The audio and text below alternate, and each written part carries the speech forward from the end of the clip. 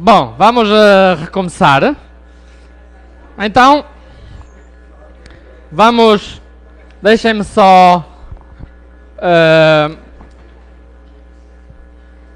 Deixem-me só resumir um pouco algumas coisas que vimos na última aula. Vimos que raios de luz viajam sempre a 45 graus. Está em um ponto, tem 45 graus. Então, este é o nosso... É o que nós gostamos mais sobre raios de luz, é esta propriedade dos raios de luz. São os 45 graus que nos ajudam a perceber onde podemos ir, de onde podemos ter vindo, quem somos e tudo mais. Então, depois começámos a desenhar diagramas. Por exemplo, um diagrama que era um quadrado inclinado, em que se eu pegar em dois pontos, posso sempre encontrar no passado, posso sempre encontrar no futuro. Então este diagrama, ou este diagrama assim, era espaço vazio.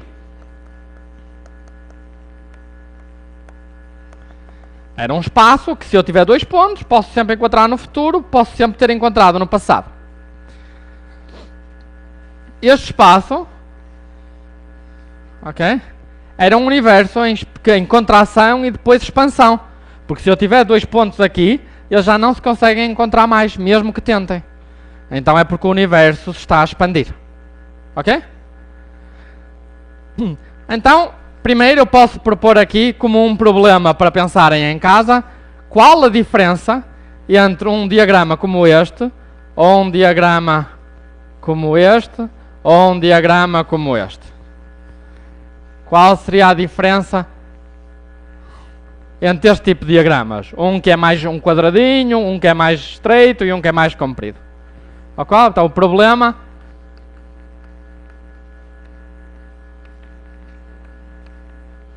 Vamos lá. Qual a diferença?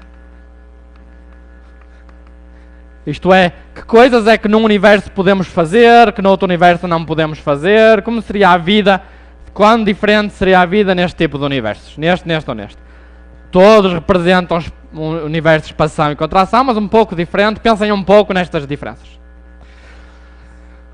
O problema 2...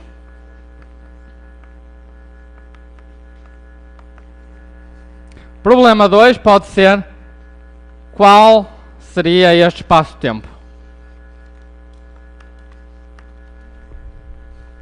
Ok? Depois vimos mais espaços-tempos. Vimos também o espaço-tempo de um buraco negro eterno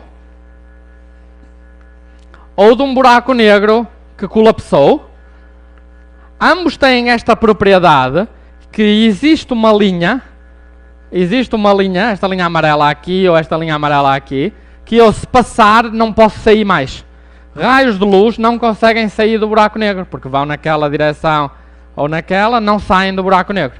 Nem a luz consegue sair do buraco negro. E esta linha amarela chama-se o evento do buraco negro. Aqui é um buraco negro eterno e aqui é um buraco negro que colapsou.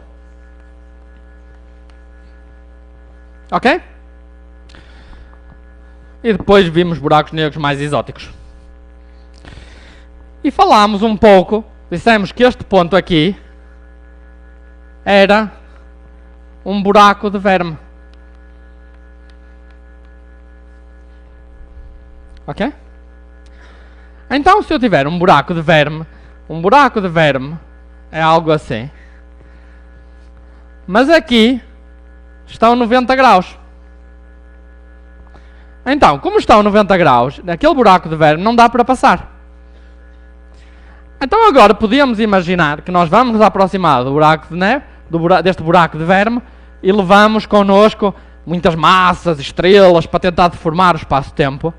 E podíamos imaginar, será que conseguimos transformar este buraco de verme num buraco de verme que dá para passar? Como é que seria um buraco de verme que dá para passar? Um buraco de verme que não dá para passar é assim, a 90 graus. Como é que seria um que dava para passar? Como? 45 graus. Se eu diminuir este ângulo para 45? Isso é pior. Tem de abrir mais. Se abrir mais era melhor. Se fosse assim, Era melhor, aí dava para passar sem ir mais rápido que a luz. Então, será que dá para vir aqui numa nave, aqui com umas massas, umas estrelas e tudo, e transformar assim e depois passar? Podia imaginar, criar um buraco negro que dava para atravessar. Ok? Então vamos imaginar que dá e ver qual seria a consequência de eu criar, então, no meu espaço-tempo, um buraco de verme que me permite ligar 2 pontos longe do espaço-tempo. Ok? Então eu crio agora aqui, posso entrar e saio deste lado. Seria uma boa maneira de viajar no tempo. Se eu queria ir muito longe, entrava, saía logo direto do outro lado. Ok?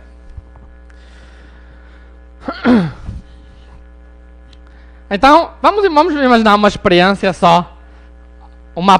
Se conseguíssemos fazer algo que seria interessante, que é uma indicação que provavelmente estes objetos é melhor que não seja possível fazê-los. Ok? Mas vamos imaginar que conseguimos fazer este objeto. Ok? Agora, o que é que imaginam se pegam neste objeto? Ok? Está aqui pesado. Ok? Certo? Imagina que põem aqui um planeta bem pesado. O que acontece? Conseguem puxar este buraco de verme aqui um bocadinho para aqui para o lado. Ok? Então agora podemos imaginar aqui uma nave que vai aqui e que tem aqui tipo uma cenoura super pesada. E essa cenoura super pesada está a puxar o buraco de verme. E a nave vai e puxa o buraco de verme, e eu tenho um buraco de verme, e vou puxando com um peso grande o buraco de verme para o buraco de verme vir comigo. Ok? Eu admito que tecnologicamente pode ser difícil, mas vamos imaginar que conseguíamos fazer isso. Ok? Então vamos imaginar e vamos lembrar-nos outra vez daquele paradoxo dos gêmeos que tínhamos visto uma vez. Ok? Então vamos lembrar do paradoxo dos gêmeos. Como é que era? Nós estávamos aqui e o nosso gêmeo ia, voltava, passavam 12 anos para ele, 12 anos para ele, mas para nós, quanto é que passava? Lembram-se? 20 anos, mais 20 anos, portanto 40 anos no total, e para ele apenas 24 anos. Ok? E agora vamos imaginar que no início, ele está na nave, eu estou aqui, e criamos aqui um buraco de verme entre os dois. Eu crio um buraco de verme entre os dois. Ok? E agora, ele vai na nave e ele leva o lado dele do buraco de verme. Ok? Ele vai, não é? Eu estou aqui, criamos um buraco de verme. Então o que acontece quem está na nave? Quem está aqui na nave, está aqui a janela, e vê que tem aqui um buraco de verme, como no filme, não é? E está aqui o piloto a guiar. Não é? Mas ele está aqui a olhar para o buraco de verme. Okay? E ele o que vê quando olha para o buraco de verme? O que é que ele vê? Ele vê-me a mim, que estou aqui. Pronto, pode ser aqui outro chapéu diferente. E ele vê aqui o irmão dele. Ele ficou aqui, o irmão que ficou aqui com a cartola. E quem foi o do chapéu. Certo? Ok? E podemos comunicar pelo buraco de verme. Então, nós vamos a conversar. Então, quando para mim, eu estou aqui no meu relógio, quando aqui no meu relógio diz que passou 1 hora, eu estou a conversar sempre com o meu amigo. O que é que está no relógio dele? Estamos sempre a conversar. Blá, blá, blá, blá, blá. 1 hora também. Certo? Estamos ligados, então vamos conversando e para nós o tempo está a passar igual. Por isso estamos ligados. Certo?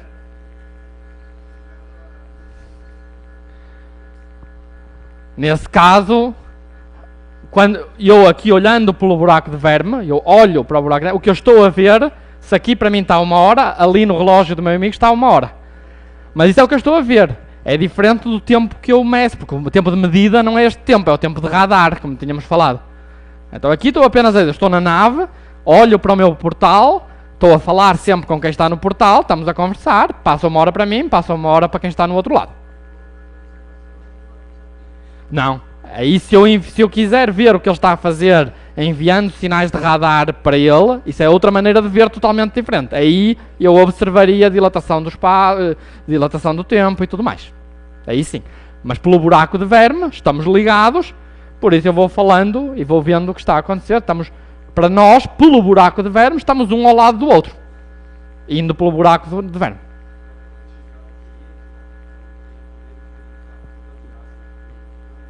Pronto, mas eu vou explicar agora, vamos ver o que vai acontecer. Agora eu vou explicar isso. Diga.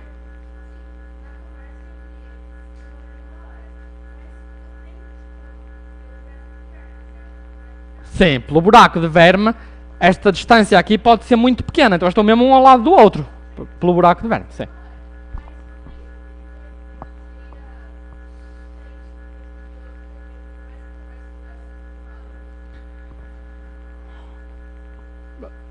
Eu acho que é melhor eu continuar a explicar, porque vou exatamente explicar esse tipo de pontos. O que eu quero mostrar é que esta experiência vai levar a algo impossível. Então, se vocês continuarem a fazer perguntas, chegam lá por vocês, claro, mas deixem-me tentar chegar lá. Então, o que acontece? Eu estou sempre a conversar. Então, quando eu chego aqui, e estão aqui, para mim, passaram 12 horas, ok? Eu estou a falar com o meu irmão, que está mais ou menos aqui, não é? O buraco de verme dele está aqui, está ligado comigo aqui. Para ele estão 12 horas, e aqui é quando para mim passaram 12 horas, é quando está aqui 12.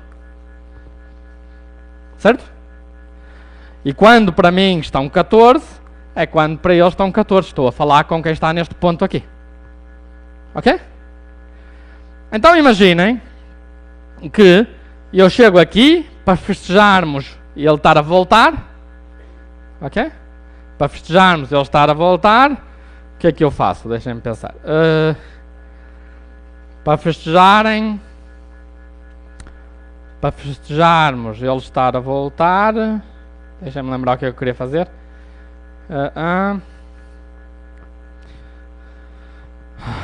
Vamos pensar um bocado. 24.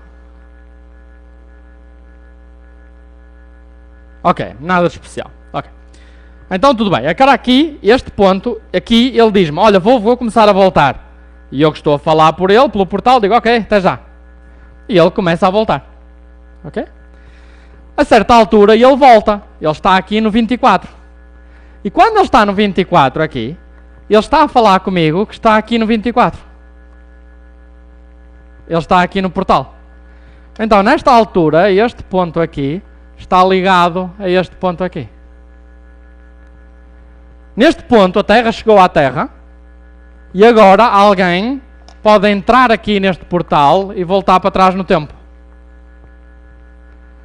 Ok? E agora alguém que voltou para trás no tempo podia aqui matar o pai da pessoa e já não podia ter voltado a entrar. Então criava aqui uma contradição. Então seria um dos problemas de ter buracos de verme que desse para atravessar, é que se eu os conseguisse transportava, voltava, conseguia criar uma máquina no tempo para voltar para o passado. Como não acreditamos em máquinas no tempo para voltar para o passado, porque isso destrói todas as regras possíveis, não acreditamos que dê para atravessar um buraco de verme. Como?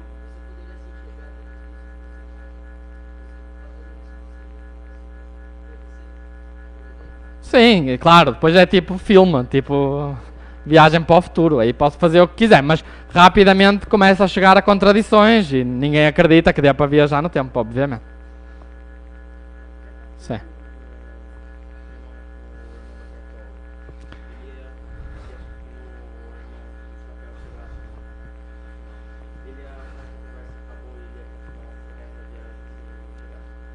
Ele aqui, por exemplo, este irmão podia agora entrar no portal e vir ter com ele. Aí não era grande paradoxo imediatamente. Mas...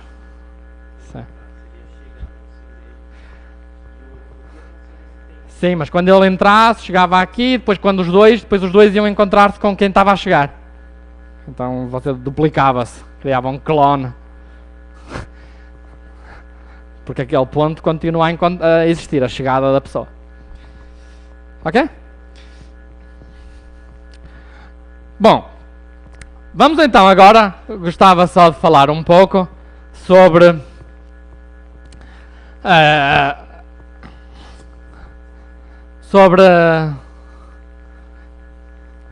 algo que eu acho que é interessante, que tem a ver exatamente com a dilatação do tempo, com viajar para muito longe. Como é que poderíamos viajar para muito longe? Buracos de verme era ótimo, mas estamos a ver que é pouco provável.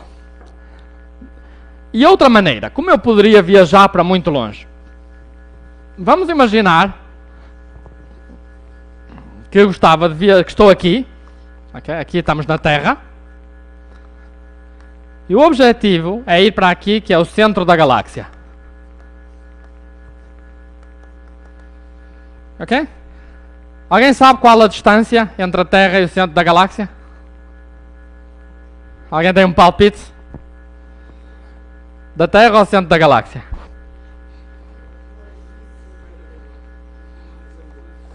É mais ou menos essa ordem de grandeza. Mas é 24 mil anos-luz. Ok? 24 mil anos andando à velocidade da luz. Ok? Então o que é que eu podia fazer? Eu podia dizer, ora bem, em vez de ir, vou a 80% da velocidade da luz. Certo? Se eu for a 80% da velocidade da luz, esta distância, em vez de 24 mil, é contraída, como nós vimos, e então vai demorar menos tempo. Certo? Se fizerem as contas com as raízes quadradas e tudo mais que vimos que esta distância D passa a ser apenas 14.400 anos-luz. E andando a esta velocidade, isso daria 18 mil anos. Ou seja, se eu for a 80% da velocidade da luz, consigo lá chegar apenas em 18 mil anos. Mas 18 mil anos continua a ser bastante. Eu não gostava de pensar que 18 mil anos ainda é muito. Se eu for, em vez disso, a 99% da velocidade da luz, vamos fazer outra cor. 99% da velocidade da luz é uma brutalidade. Quanto tempo acham que demora? Tentei adivinhar. Em vez de 18 mil, adivinhem quanto é que acham que vai dar? Um palpite? Vai dar 3.400 anos. Ok? Ainda não é bom, ainda é muito. Claro que se eu fosse muito mais rápido, conseguia diminuir. Mas quero mostrar que é bastante difícil. Parece que mesmo com dilatação do tempo, não vai ser muito fácil. Ok? Bom. Então agora, antes de continuar, o que eu quero dizer, o que eu quero agora perguntar é, quanto tempo demoraria se eu, em vez de dizer que começo, acelero para uma velocidade, mantenho-me essa velocidade e depois paro, quanto tempo demoraria se eu fosse acelerando? Vamos imaginar que eu estou aqui na Terra, ok? Está aqui o centro da galáxia, e eu, durante este período aqui, aceleramos. Com que aceleração? Tem alguma proposta? Se vamos acelerar com 9.8 metros por segundo quadrado, para parecer que estamos na Terra. Nem vou acelerar muito, vou acelerar a 9.8 metros por segundo ao quadrado. Portanto, eu daqui até meio da viagem parece que estou na Terra. E agora, aqui o que faço? Desacelero. Agora aqui carrego no desacelerador, no travão, e aqui desaceleramos a 9.8 metros por segundo quadrado. O que é que acontecia aqui? Eu, nesta parte da viagem, estou a viajar, né? Tenho aqui a minha nave, tenho aqui, vou andar nesta direção, e para mim parece que estou na Terra, estou aqui perfeitamente bem, não é? De repente, nesta parte aqui, está aqui a minha nave, mas agora está a desacelerar, tem aqui o motor para este lado, ok? E agora eu aqui estou assim aqui. Está a desacelerar, para mim eu agora sinto o chão aqui. Há aqui um ponto em que eu estou a sei que vai ser agora. Bom, vou para o teto, né? Estou aqui, de repente, sou puxado para o teto e fico ao contrário. Ok? Então, nessa altura é bom estar prevenido, saber quando acontece, não estar a dormir nessa parte da viagem. Mas pronto, há uma parte da viagem aqui em que vamos do chão para o teto. Nada de especial. Conseguíamos fazer isso, estivemos avisados, se for um teto de 2 metros, nada de especial. Ok? Ora bom, e então a pergunta que queremos perguntar é quanto tempo demoraria? Qual é o tempo da viagem para nós? Reparem que durante a viagem nós sentíamos exatamente como na Terra. Eu sentia exatamente como aqui. Podíamos estar a viajar. Esta sala podia estar a viajar a 9.8, seria assim. Mas não seria algo muito violento, seria algo tranquilo. Ok? Quanto tempo demoraria? Algum palpite?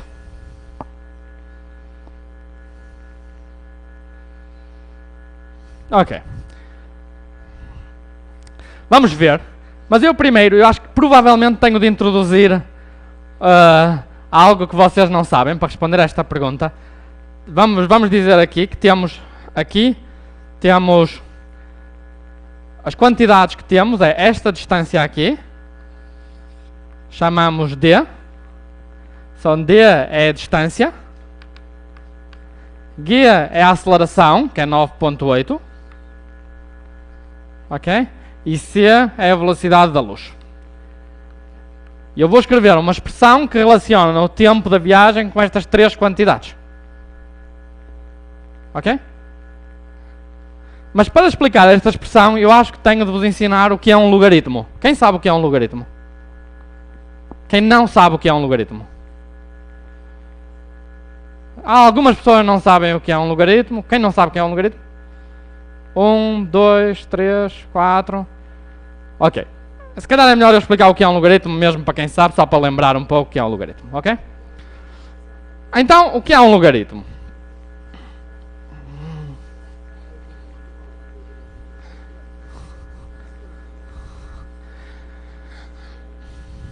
O logaritmo, deixem-me lembrar-vos primeiro que se eu tiver 10 levantado a 1, é 10 apenas, isto é igual a 10. Se tiver 10 ao quadrado, é 10 vezes 10, é 10 duas vezes, que é igual a 100. Se tiver 10 ao cubo, é 10 três vezes, que é 1000. Certo? Tudo fácil. Se tiver 10 7 vezes a dividir por 10 5 vezes, quanto é que dá? Dá 10 duas vezes, que é igual a 100. Quanto é que dá 10 levantado a 0? 1, porque é 10 levantado a 7 sobre 10 levantado a 7. 7 menos 7 dá 0 e claramente dá 1. Então, aqui temos as potências. Agora, o logaritmo de um número, deixem-me dizer, o logaritmo de um número é igual a x, então 10 levantado a x é igual a esse número.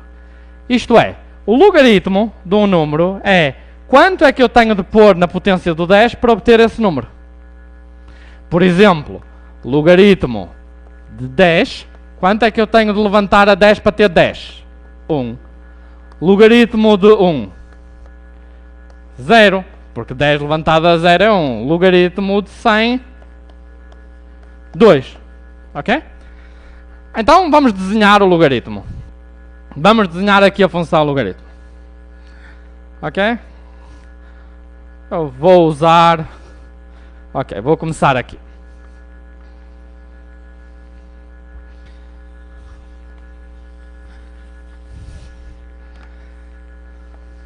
Ok?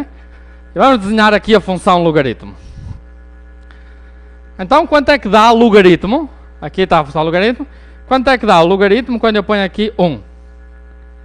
Logaritmo de 1 dá 0. Começa ali embaixo. Certo?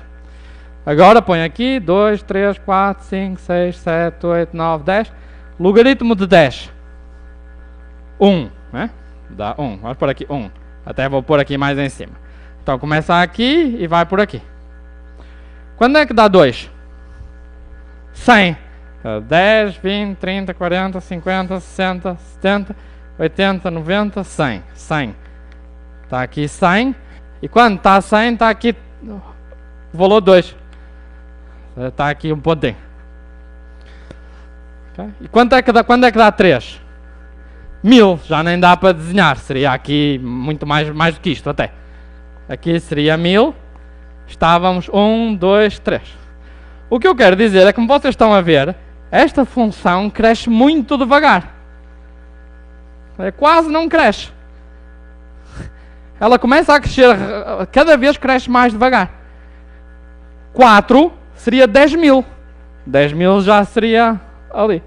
5 já seria talvez na Paulista. E 6 já seria noutro estado. E 7 seria... Para chegar a 10, já provavelmente estamos fora da Terra ou assim. Ok? É uma função que cresce muito, muito devagar. Ok? Eu gostava de mostrar isto, porque quando em física, por vezes, obtemos infinitos. Quando eu tenho infinito, muitas vezes, infinito é mesmo infinito, ou é tipo o número de grãos de areia na Terra. Não é? Exageramos. Não é? Vocês sabem, por vezes o pessoal exagera. É infinito. Não, é bem infinito. Ok, é o número de areia na Terra. Aí não faz diferença. Quem é que faz diferença? Se é infinito ou se é o número de areia. Mas se for dentro de um logaritmo, faz toda a diferença.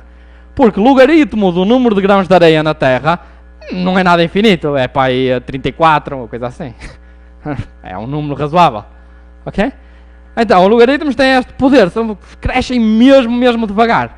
Então, quando em física temos logaritmo de infinito, nunca, na prática não é bem infinito. É 34, 52. Ok? É algo razoável. Mas em particular, agora podemos perguntar, qual é o tempo da viagem? E o tempo da viagem, vou dizer a resposta, e vocês vão ver porque é que é interessante. Porque o tempo da viagem, viajando à aceleração da gravidade, o tempo da viagem, dá o seguinte, dá 3.4 anos, é razoável, vezes logaritmo, não é porque é que é interessante, logaritmo de 1 mais distância vezes a gravidade, a dividir pela velocidade da luz ao quadrado, mais raiz quadrada, a distância vezes a gravidade, velocidade da luz ao quadrado, 1 mais distância vezes a gravidade, sobre 4, velocidade da luz ao quadrado. Ok?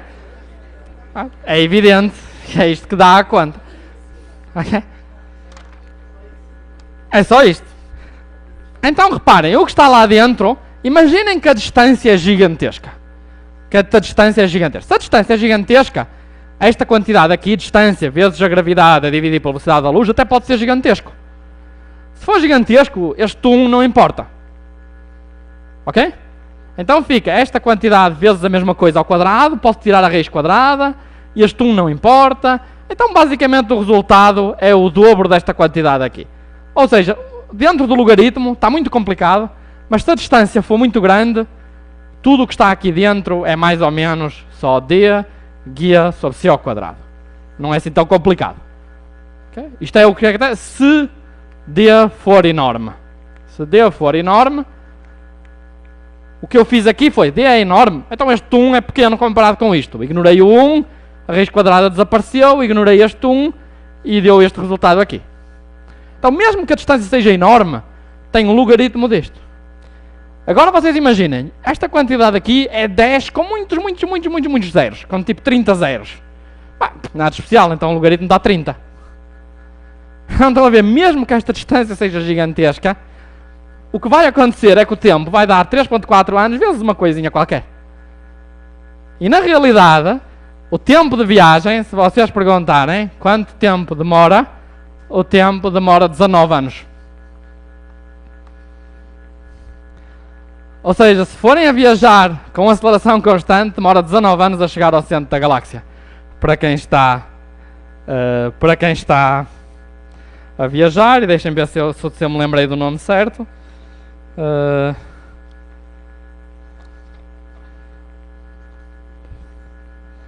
Dá 2 vezes 9.6. 2 vezes 9.6 é 18, é 19. Dá 19 anos. Sim. Ok, de onde veio esta equação aqui? Boa pergunta. Okay? Boa pergunta. Mas alguma pergunta antes dessa pergunta?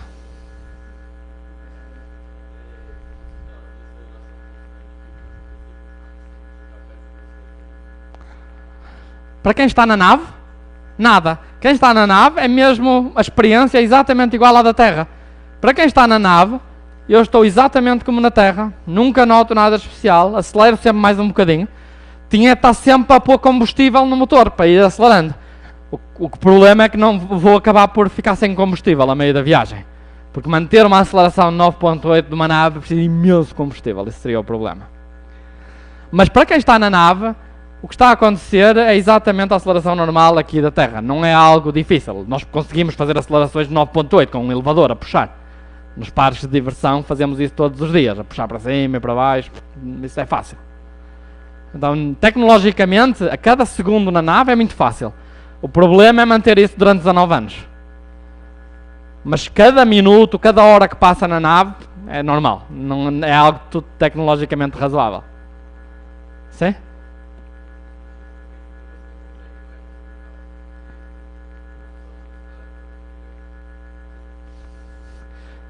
Ok, isso é outra boa pergunta.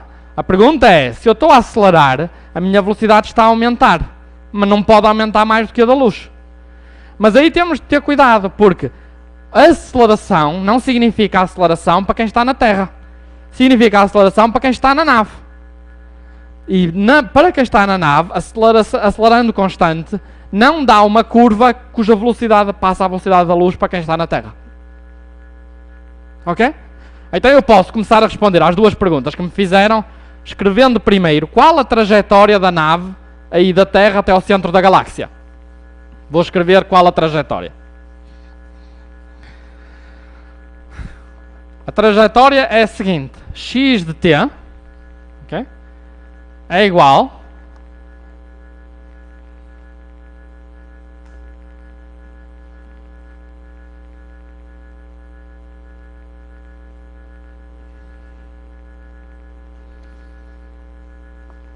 c quadrado sobre g raiz quadrada 1 mais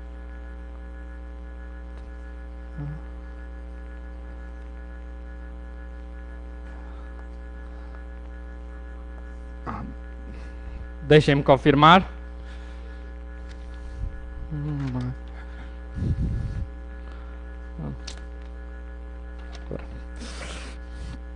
Ok. Esta é a equação para quem está na Terra. O que é que aquela pessoa vê? Vamos ver que esta equação faz algum sentido. Vamos ver que esta equação faz algum sentido. O que é que acontece com esta equação? Quando t é muito grande, o que é que acontece? Quando t é muito grande, este 1 não é importante, certo? Quando t é muito grande. Então, quando t é muito grande, quando t vai para infinito, o que acontece? Desculpem, aqui tem um quadrado. Quando o tempo é muito grande, posso ficar apenas com isto, dentro da raiz quadrada, mas a raiz quadrada mata os quadrados, fica então só gt sobre c, é muito maior do que este 1, então isto fica apenas este bocado vezes gt sobre c, o g cancela o g, o c quadrado cancela um dos c, e então dá c vezes t. Concordam? Ou seja, muito, muito lá ao fundo parece que está a andar à velocidade da luz. O x é a velocidade da luz vezes o tempo. Ok? E quando o tempo vai para zero, quanto é que dá? Quando o tempo igual a zero. O tempo igual a zero dá a raiz de 1 menos 1. Quanto é que é? Zero. Ok, começa na Terra. Então, a curva que desenhamos é, começamos aqui na Terra, e vamos acelerando. A certa altura vamos aproximando da velocidade da luz, sem nunca lá chegar. E esta curva aqui, x de t. Ok? Agora, se vocês virem, se calcularem... Ok, também não sei se posso usar estas palavras. Quem é que sabem o que são derivadas? Não. Mais ou menos. Ok. Então, vamos imaginar agora o que é que precisamos. Já temos aquela trajetória, ok? Agora tem duas coisas que preciso de explicar. Que é, como chegar a esta equação. Como chegar a esta equação e como ir desta equação para a equação 2 que eu escrevi aqui. Certo? Isto responde à pergunta de onde é que vem esta equação. Primeiro tenho de explicar aquela equação e depois explicar porque é que aquela trajetória dá este tempo de viagem. Ok? Ora bom. Vamos imaginar... A questão aqui, o que é que eu tenho de explicar? Tenho de explicar o seguinte, tenho de dizer, qual é a trajetória com uma aceleração constante? É uma pergunta difícil, eu tenho de imaginar assim, eu estou a deslocar-me com a nave, então eu estou na nave, e tenho aceleração constante, então eu quero dizer que daqui a 1 segundo, quero que a minha velocidade vá de 0 para a velocidade que aumenta quando tenho uma dada aceleração. Ok? Então, eu quero colocar-me à velocidade da nave e dizer, para mim que estou na nave, quero que daqui a 1 segundo a minha velocidade aumente um bocadinho de nada, porque o tempo é muito pequeno. Quanto é que quero que aumente? Bom, isso posso calcular porque sei que aceleração é que quero. Então, tenho duas velocidades, mas são as velocidades para quem está na nave. Mas para quem está na Terra, as velocidades não se adicionam apenas, como nós vimos. Tem uma regra complicada. Então, se eu seguir as regras, vejo que uma aceleração constante para quem está lá a olhar na nave não dá uma aceleração constante para quem está na Terra. Na realidade, dá uma aceleração que não pode ser constante, tem de ir aproximando-se de 0, da forma que esta equação dá. E é assim que eu explico esta equação. Ou seja, para explicar esta equação é preciso perceber que quando eu digo aceleração constante é para quem está na nave. Significa que quem está na nave está a fazer trabalho constante. Está a pôr constantemente material no motor. Ok? Mas para quem está cá fora, tenho de usar as regras das velocidades para ver como mudam. Ok? Portanto, para explicar daqui para aqui, preciso trabalhar com a adição das velocidades, que nós vimos no outro dia.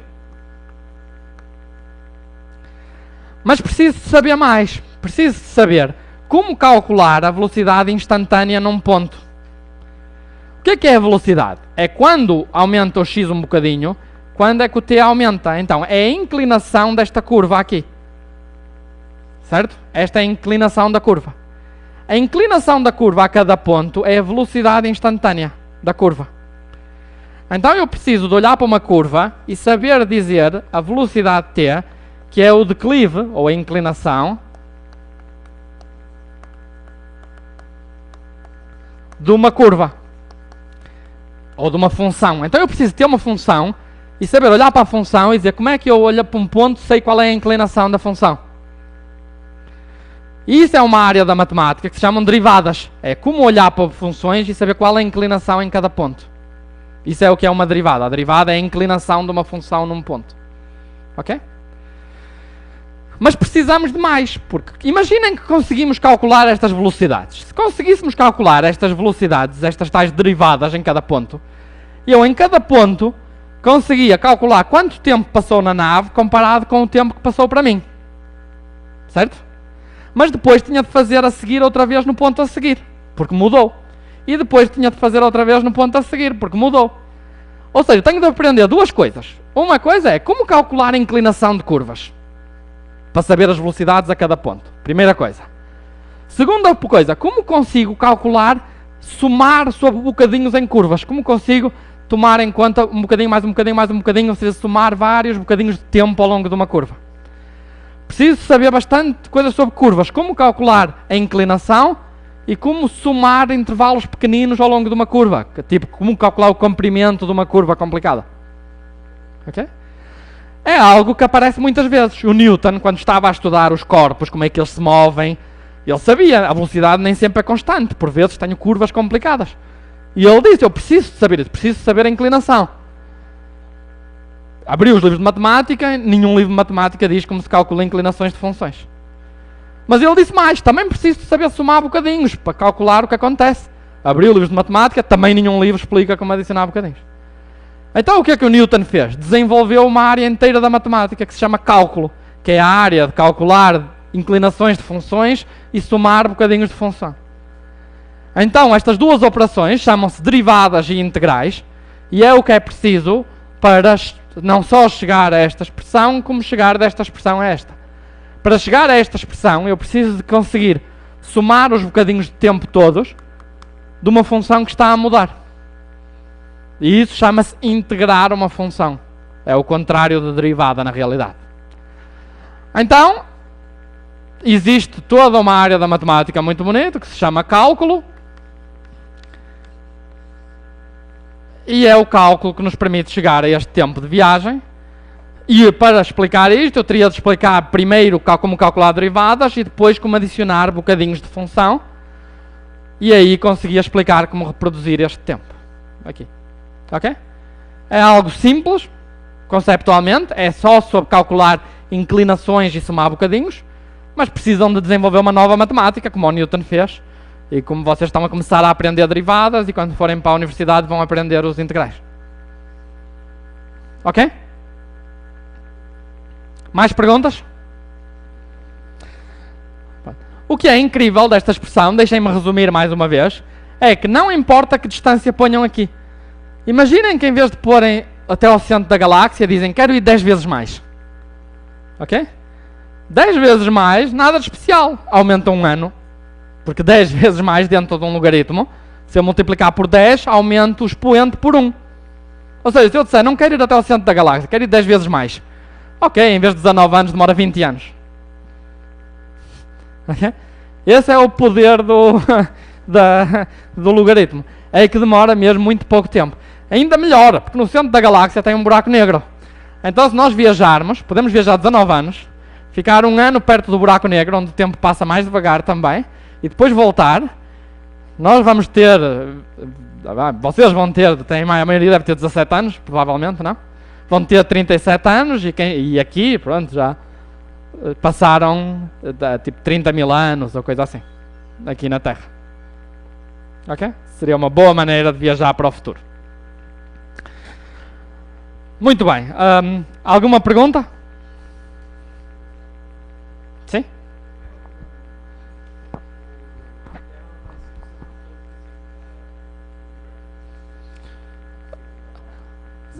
Ok, eu aqui estou a assumir que tenho esta distância e que esta distância não está a aumentar por si. Há várias escalas. Há a escala de tempo de aumento destas distâncias. É uma aproximação razoável para o que estamos a fazer. Sim?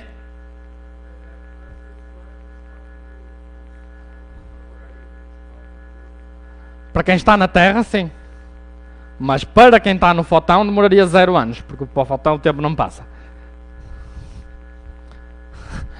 Sim?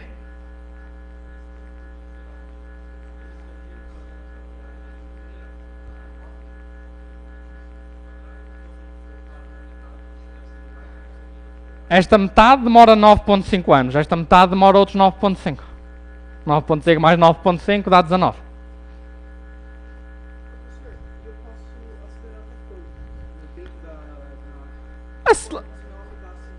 Até quanto é que pode acelerar? Isto é uma gravidade.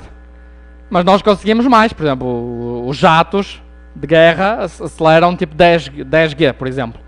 Sabe o que acontece? Muitas vezes vem assim o jato e depois vira de repente. Quando vira tem uma aceleração grande. Aí 10G. Aí o cérebro bate contra o crânio e você desmaia durante um tempo. E é normal, eles já estão habituados. Perde consciência, mas o jato vai em piloto automático e acorda passado 1 segundo e meio e pode continuar. Portanto, aposto que 10G talvez seja melhor. Mais do que 10G, não aconselho. mas 10G pode ser. Se eles conseguem, nós também conseguimos. Sim.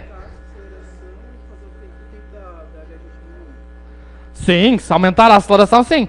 Agora, ok, quando eu escrevi aqui 3.4 anos, isto é para a aceleração igual a 9.8. Se quiserem a expressão certa, o que está aqui é 4.6 vezes c a dividir pela velocidade, pela gravitação. Agora com estas, isto dá isto. Se pegarem nesta expressão, agora podem brincar. Podem pôr distâncias que quiserem, podem imaginar se a velocidade da luz fosse diferente, podem obter estas distâncias todas que eu estou a dizer. Ok? Sim.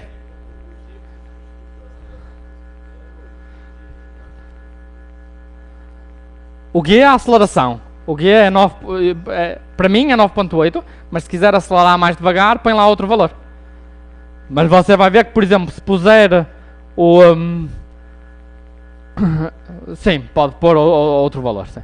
Se puser metade da aceleração, o que vai acontecer é que aqui este número vai ficar o dobro, vai ficar aqui 7, vai ficar aqui o dobro deste valor aqui, porque aqui está a dividir pela aceleração.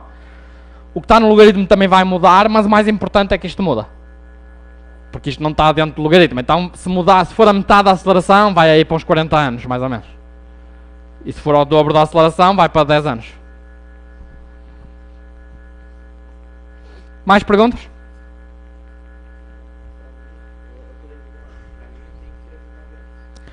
Para quem está na nave, você só passa 19 anos, sim.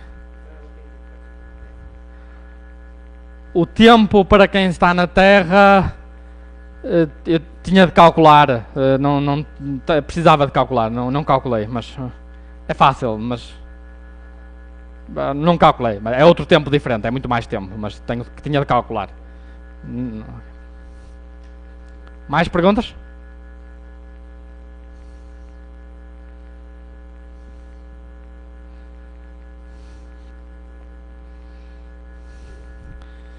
Ok. Bom,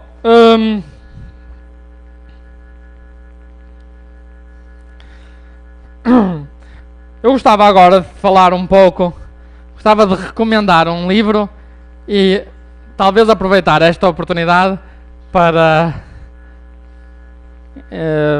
transmitir outra noção importante em física que muitas vezes usamos, que mostra como muitas vezes em física conseguimos fazer alguns cálculos de uma forma sem saber as leis da física. Ok? Sem saber nenhuma lei da física, por vezes consigo calcular algumas coisas. Ok? Mas o resto da aula não tem a ver com gravitação, com a relatividade geral ou com relatividade restrita, mas é um problema engraçado que eu acho interessante sobre matemática e física também, mas não sobre física moderna. Ora, eu gostava de recomendar então este livro, que é um livro que eu li há 3 dias atrás, que encontrei na livraria debaixo do MASP, que é um livro que chama-se E Se, é do Randall Munroe. O Randall Munroe é o autor do XQCD. O XQCD são umas bandas desenhadas muito interessantes, muitas vezes sobre física ou sobre ciência. E ele o que fez neste livro foi, ele pediu ao público para lhe enviar questões totalmente alucinadas e ele tenta responder. Questões alucinadas é, por exemplo, imaginem que você de repente parava a Terra de rodar, a Terra não roda. Segurava assim na Terra, parava de rodar. O que é que acontecia? Claro que o vento continuava a rodar, então ficava um vento enorme, tinha de ir para debaixo da Terra. Assim, perguntas assim, loucas. Ou o que acontecia se pusesse um tijolo de cada elemento da tabela química assim em cima do outro? O que é que acontecia? Como é que começavam a reagir uns com os outros? O que é que aconteceria? Ou o que aconteceria se toda a gente saltasse ao mesmo tempo? Assim, ok? Que é interessante, ele diz, imagina que toda a gente vai para uma região que chama-se Long Island, todo mundo que havia lá saltava tudo ao mesmo tempo. O que é que acontecia? E a resposta é imediata, é fácil, não fazia nada de especial. Saltava toda a gente, nada de especial. Mas o que é interessante é seguir. Estava todo mundo numa região pequena, como é que conseguíamos começar a evacuar? As pessoas ligavam os telemóveis, tudo falharia, o sistema de elétrico, porque todo mundo ligava o telemóvel ao mesmo tempo, o celular para ver onde estava. Era o problema da evacuação, que era bastante interessante. Mas então, um dos problemas que ele fala, eu gostava de falar um pouco sobre esse problema, que é ele imagina a seguinte situação. Ele diz assim, vamos imaginar que temos a Terra e que a Terra começa a crescer a 1 centímetro por segundo. Ok? a 1 centímetro por segundo, mantendo a sua densidade, e quando eu digo crescer, digo o material geológico e a água. Isto é, cresce tudo o que está dentro, nós não crescemos. As cadeiras não crescem, os prédios, as pontes, não. Só a esfera em si, o material geológico e os oceanos também. Ok? E começava a crescer, então, a Terra começa a crescer, mantendo a densidade constante, e cresce 1 centímetro por segundo. Ok? Começa a crescer a 1 centímetro por segundo. E então, a pergunta é, quanto tempo demoraria até notarmos? Quanto tempo demorava até vermos que estava algo a acontecer? Ok? Vamos só então, os restantes 15 minutos, falar um pouco sobre esta pergunta. Então, a Terra começa a crescer a 1 centímetro por segundo. Algum palpite? Quanto tempo demoramos a notar?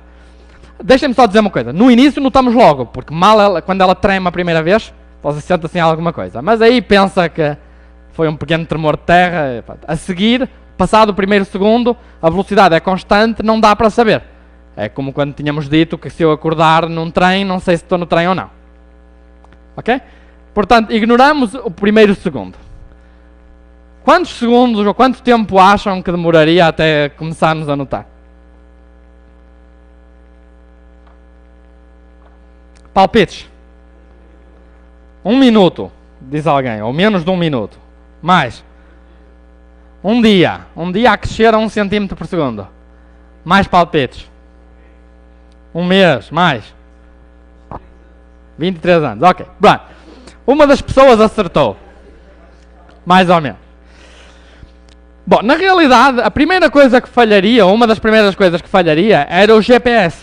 O nosso sistema de localização é muito sensível. E, de facto, é a única tecnologia que nós temos que precisa da relatividade restrita e da relatividade geral ao mesmo tempo. Se o GPS ignorasse os efeitos da relatividade restrita e geral, para vocês terem uma ideia, e o GPS é o que usamos para aterrar, o avião pode aterrar sozinho, porque tem GPS, o GPS é muito preciso. Então imaginem que desligamos os efeitos da relatividade geral e relatividade restrita no GPS e pomos os aviões a aterrar. Ao fim do dia, o GPS já tem algum erro. Será que é grande ou pequeno? Será que podemos deixar? O erro que o GPS acumula é 11 km. Portanto, imaginem o que é você a descer. Já pode aterrar, está no aeroporto mais ou menos 11 km. Em vez de aterrar no aeroporto, aterrava em cima de alguém. Então, os efeitos da relatividade são muito importantes, são muito sensíveis, e por isso seriam o primeiro sistema. Mas vamos imaginar, ignorar tecnologia, imaginar nós, enquanto humanos, quando é que começávamos a notar algo, tipo pontes a cair, ou como a Terra aumenta, nós a ficarmos muito pesados e a começarmos a ir à balança e a ver que estamos a notar que aumentamos imenso de peso. Quando é que notaríamos? Sem tecnologia. E a resposta, na realidade, é, passado mais ou menos 1 mês, as pontes mais antigas começam a cair. Mas 1 mês, imaginem que é 1 mês a crescer a 1 centímetro por segundo. Então, antes de falar nisso, eu gostava de começar com um preâmbulo, introduzir aqui outro problema que nos vai dar mais intuição sobre este problema para perceber como é que pode ser 1 mês, porque provavelmente parece uma coisa muito esquisita, não? 1 mês a crescer a 1 centímetro por segundo são, não sei, acho que 27 km de altura que cresceu, coisa assim. É muito.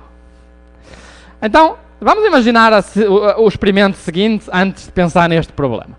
Imaginem que tem a Terra e que à volta da Terra tem uma corda, um cinto, bem apertado. Ok?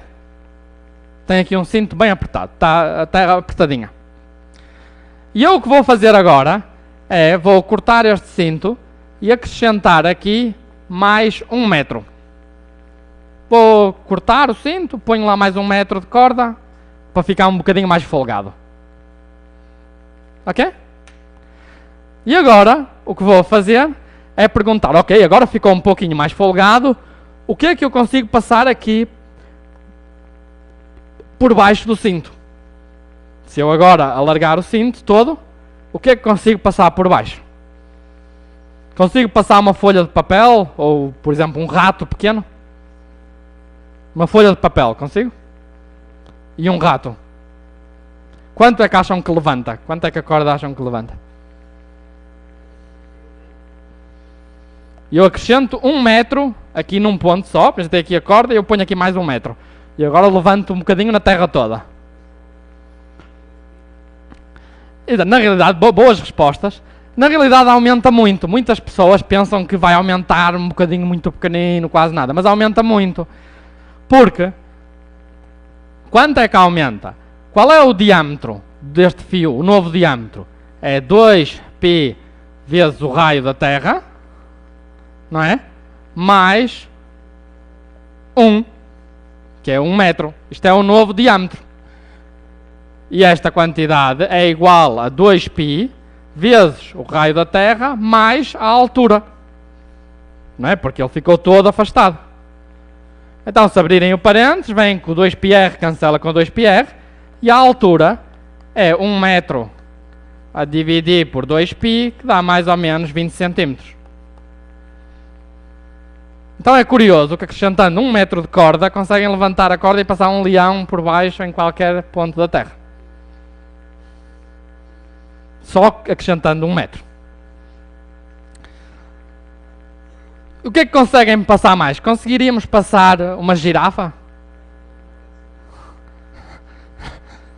Não? E 10 girafas? Empilhadas, uma em cima da outra. Daria para passar? Na realidade dá.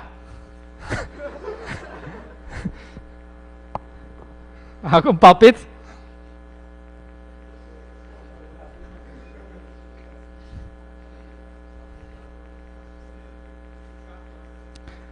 Exatamente, puxando a corda. Vamos imaginar que puxamos a corda. Agora vou desenhar visto de cima. Se eu imaginar que eu puxo a corda e fica assim, e depois fica assim esticada, esta corda amarela só tem mais 1 metro do que o que tinha à volta tudo. Mas se calcularem esta altura aqui, quanto é que dá? Esta altura dá mais ou menos 150 metros. Portanto, dá para passar um arranha-céus da Paulista. Dá para passar 10 girafas por baixo. O que eu quero dizer é que é muito contraintuitivo. É que quando passarem 20 segundos da Terra a crescer, o que vocês vão estar a fazer é vão estar a acrescentar 1 metro a uma linha que tem 40 mil quilómetros, que é o diâmetro da Terra. Então isso não faz nada. Passado 20 segundos, acrescentaram 1 metro a 40 mil quilómetros. Então as paredes ainda não começaram a rachar, porque 1 metro a dividir por 40 mil quilómetros não é quase nada. Mas quando crescer muito, aí sim começa a alargar, e aí sim vão começar a rachar. E a estimativa que ele faz aqui é que quando chega a 1 mês, e a Terra aumenta 26 km, aí as pontes começariam a cair. Okay? Demoraria 1 mês. E é interessante, eu vou só falar aqui um pouco, antes de fazer a conta que eu quero fazer, vou descrever só aqui um pouco o que ele explica. Então, ele explica que passado um dia, nada de especial acontecia. E ele o que diz é que passado um dia,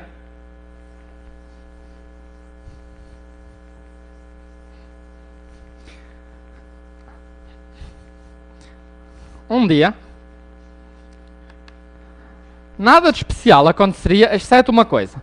Imaginem que temos um relógio de pêndulo que está a vir e voltar, e que é um relógio de pêndulo que cada oscilação é 1 segundo. Ok? E aí, imaginem que tem o seu avô passa para estar o dia todo a olhar para o pêndulo. No fim do dia, ele dizia, o pêndulo oscilou 3 vezes a mais, 3 segundos. Ok? Ele o que diz é que há 3 segundos de atraso de relógios de pêndulo. Ou seja, alguém que esteja muito atento a olhar para o pêndulo via 3 oscilações a mais. Ok? É algo muito pequeno. Se não estivermos a olhar para um pêndulo, ninguém notaria. Em vez de 3 segundos a mais, pareceria, segundo o pêndulo. Passado um mês, a gravidade aumenta 0,04%. Apenas. Porquê? Porque reparem que o tamanho está a aumentar, a densidade é constante. Como o tamanho está a aumentar, estamos mais longe do centro. A gravidade diminui. Mas como tem mais matéria, a gravidade aumenta. Então como é que é? Aumenta como ao volume, porque está a aumentar o volume. Então aumenta como R ao cubo. Mas diminui com R ao quadrado, que é a força da gravidade. Então no total aumenta apenas como ao raio. Não aumenta assim tão rápido. Aumenta linearmente.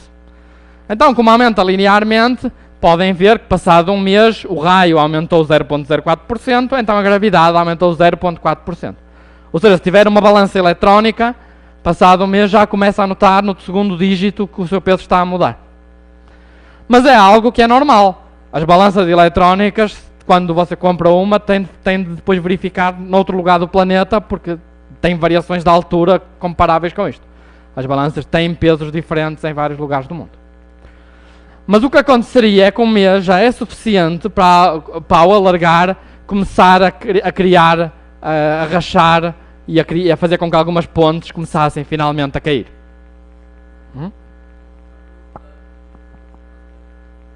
Sim. Assumimos que continuaria igual. Ok? Deixem-me só escrever. Passado um ano,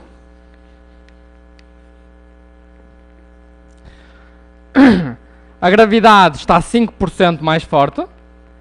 Aí já nota, se tiver tipo 100 kg já fica para 105, já começa a notar.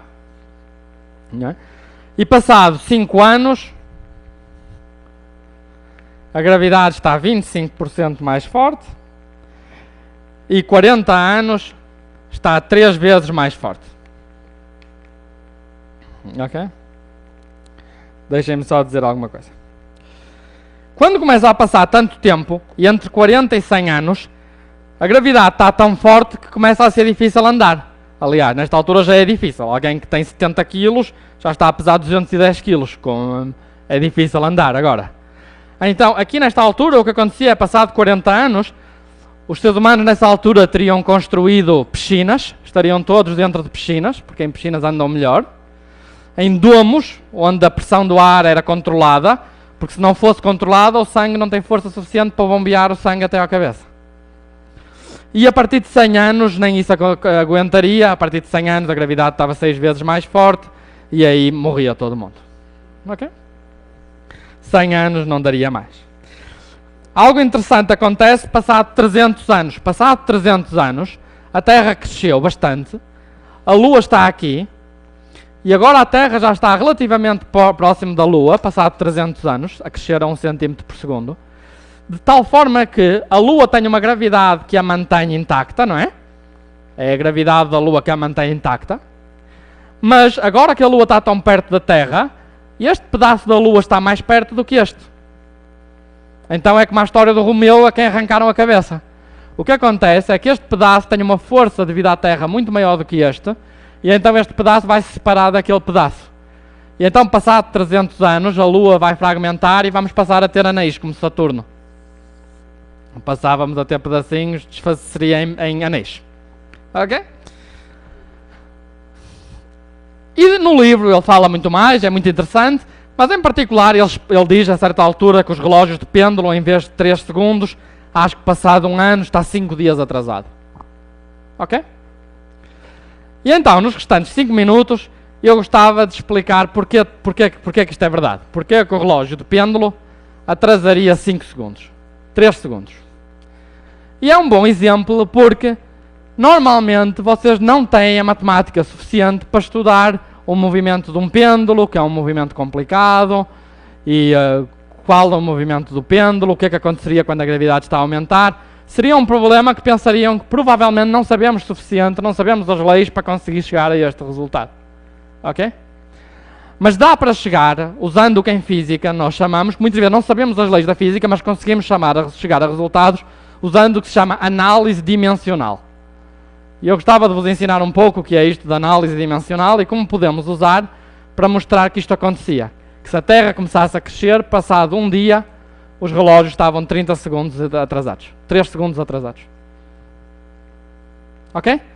Portanto, é a última coisa que fazemos hoje, então. É isso.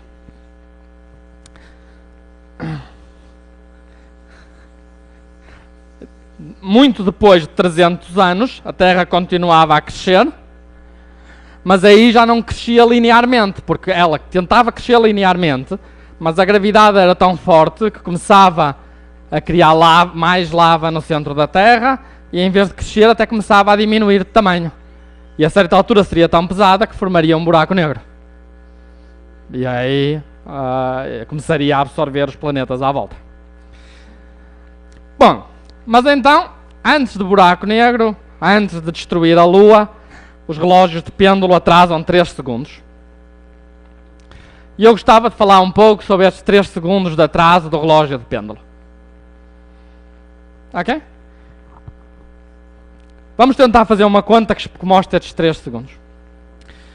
Então, um relógio de pêndulo, o que é que tem? Quais são as características do relógio de pêndulo? Tem um relógio de pêndulo que tem um comprimento L, ok? E que está na presença da gravidade G.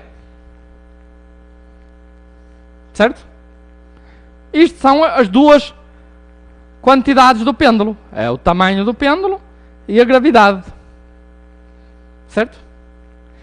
E eu agora quero saber quanto tempo demora, qual é o período, qual é o tempo que demora o pêndulo a ir e voltar.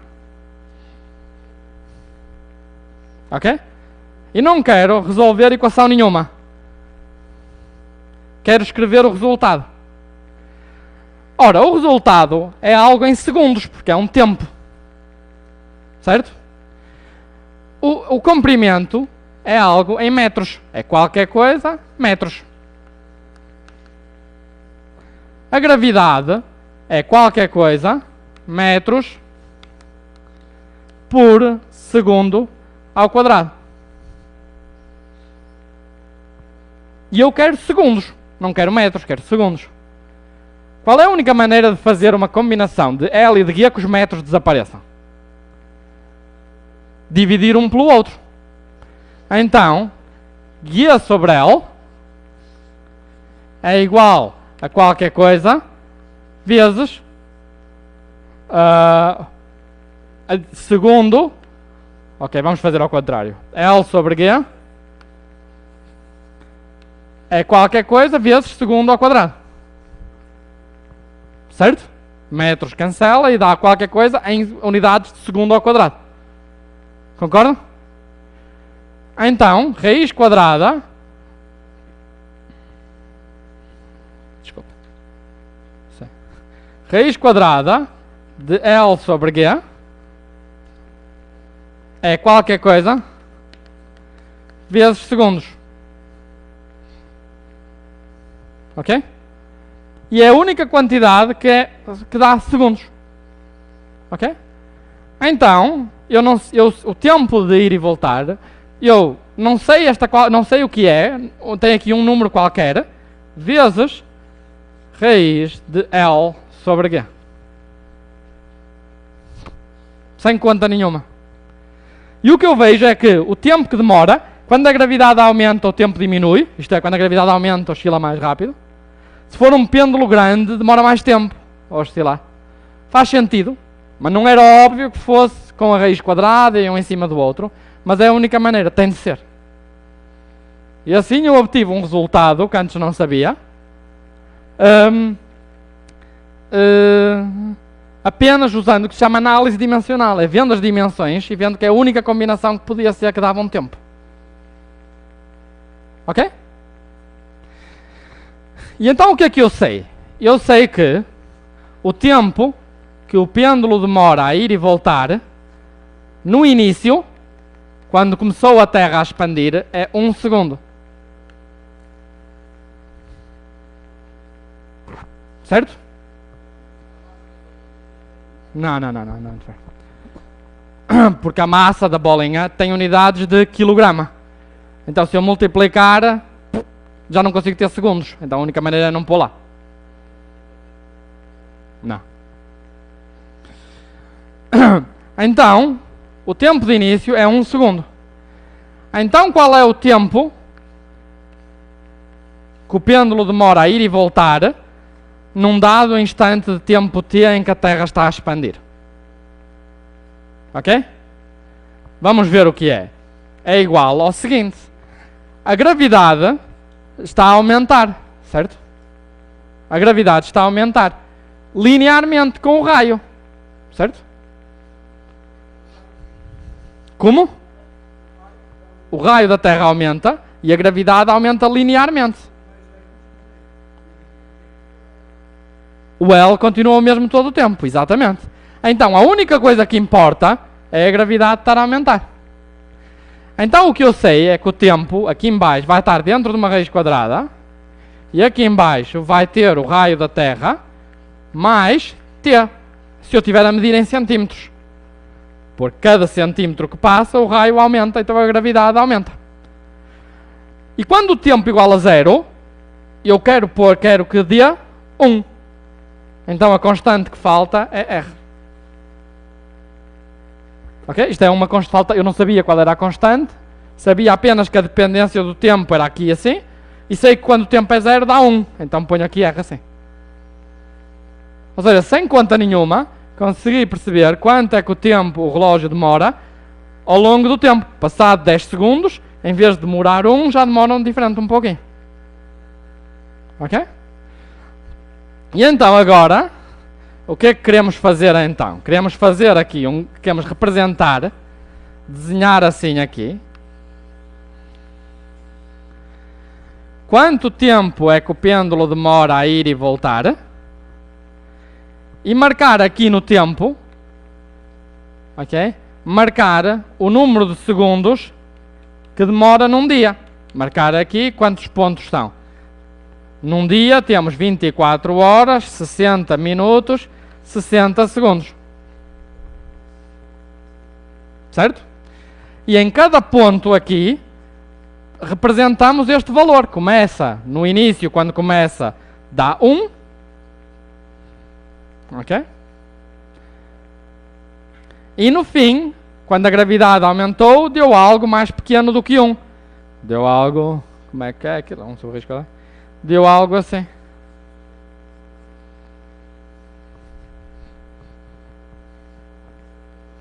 Certo? Se desenharmos esta expressão, quando o t é maior, vai diminuindo. E agora o que queremos fazer? Queremos calcular este tempo, mais este tempo, mais este tempo, mais este tempo, mais este tempo. Certo? Então é parecido com o problema anterior, que eu vos tinha dito que o Newton tinha desenvolvido o cálculo. Queremos somar este tempo, e daqui para aqui passou 1 segundo. Então o que eu quero saber basicamente é a área deste bocadinho, porque é 1 segundo vezes a altura. E quero adicionar estas áreas todas, mais a área deste bocadinho, mais a área deste bocadinho, mais a área deste bocadinho, calcular a área toda destes bocadinhos, por cada bocadinho, certo?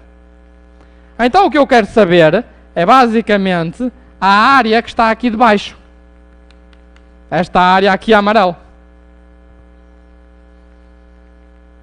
Ok? Mas vocês não sabem, porque não sabem calcular a área debaixo de curvas. Podem tentar fazer algo mais ou menos. Podem tentar calcular este ponto, desenhar aqui uma linha reta até este ponto, está mais ou menos. Está um paralelogramo aqui. E aí sabem calcular a área deste paralelogramo, vocês conseguem calcular bem. E se calcularem este paralelogramo, dá 2.9083, acho eu, mas eu já vou abrir o computador. E a área verdadeira, a área correta aqui de baixo, dava parecido, dava 2.082. Está quase igual, na realidade. Portanto, se calcularem assim a campeão, está mais ou menos. Ok? E então, mas já vou ver no computador se é verdade o que eu escrevi aqui, são os tais 3 segundos que tínhamos dito. Ok? E se agora calcularem a área debaixo de outras curvas,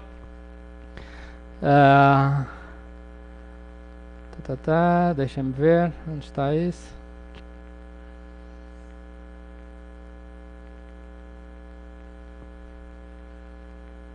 Ok, não me lembro. Mas podem fazer este paralelograma, sabem este ponto, dá algo tipo 2.9, não me lembro exatamente.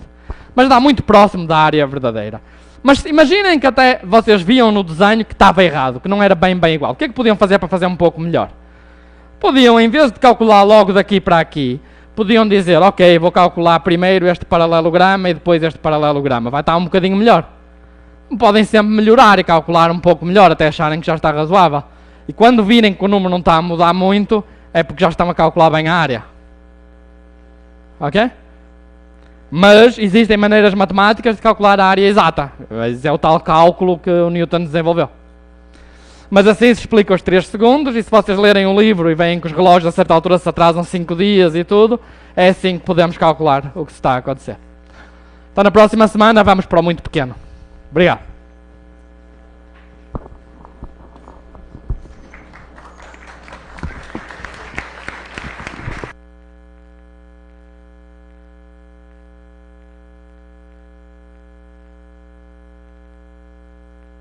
Tinha 2 pessoas que entregaram lista sem nome. Se você reconhece, tem um que entregou xerox do slide com depois papel.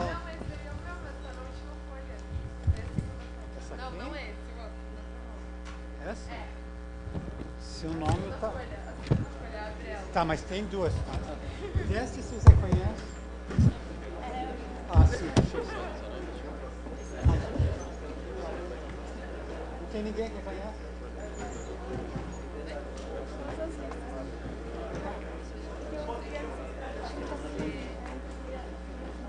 Mas era essa? Está sendo esquecida.